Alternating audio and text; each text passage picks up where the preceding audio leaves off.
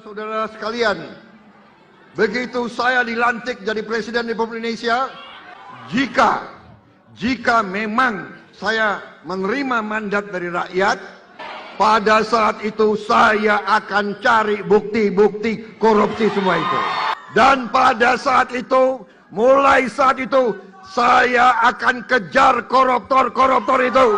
Bila perlu, sampai ke Antartika, sampai ke padang pasir yang paling jauh akan saya kejar.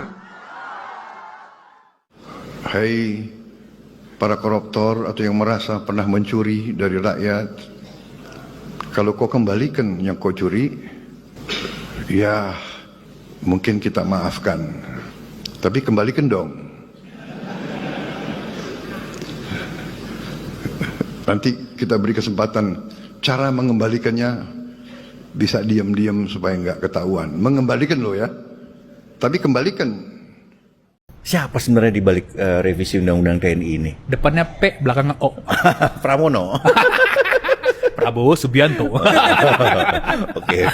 Gimana ceritanya sih? Jadi begini. Sebetulnya pembahasan revisi Undang-Undang TNI ini sudah mulai digodok Prabowo ketika dia masih menjadi Menhan, Menteri Pertahanan. Yeah. Nah, pasca dia menang sebagai presiden terpilih di Februari, itu ada pembahasan di internalnya Kemenhan.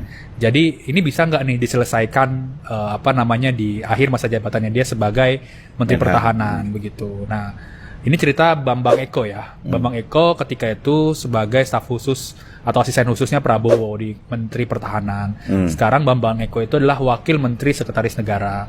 Nah, intinya adalah dibilang periode itu tidak nutut istilahnya atau tidak memungkinkan. Ya.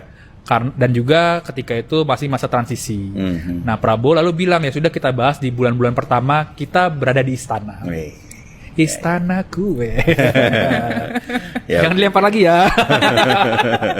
Dikirim. Oke. Kenapa Prabowo ingin merevisi ini sih? Karena Prabowo ini melihat undang-undang yang lama, undang-undang TNI lama ini usang, Pram. 34 2004 dan juga 2004. Dan juga banyak turunan-turunannya yang tidak dilaksanakan oleh pemerintah. Makanya Prabowo berpikir perlu ada pembaharuan di situ. Termasuk ada pasal-pasal soal demokrasi dimasukkan di sana, supremasi sipil juga dimasukkan ke sana. Intinya kalau kata Bambang Eko, TNI juga harus transparan seperti itu, dan juga ya supaya tidak menimbulkan gejolak di publik gitu, Pak. Ya, walaupun kita tahu ini kan kemudian ujungnya ternyata juga memperkuat di fungsi ya.